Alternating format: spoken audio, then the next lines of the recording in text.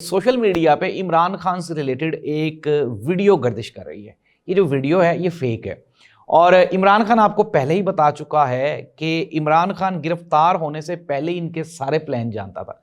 इमरान खान ने कहा था जी ये मेरी करैक्टर असैसिनेशन करेंगे, ये मेरे ऊपर मजहबी तौहीन के इल्ज़ामात लगाएंगे। इमरान खान ने कहा था ये मेरी फैमिली को टॉर्चर करेंगे। इमरान खान ने कहा था ये मुझे लंबा अरसा जेल में रखेंगे। अच्छा, एस्टेब्लिशमेंट की, हुकूमत की तो कोई भी परसेप्शन ठीक नहीं हुई, कोई अंदाज़ा ठीक नहीं हुआ, कोई बात सच नहीं साबित हुई, लेकिन इमरान खान की एक एक बात सच साबित हुई।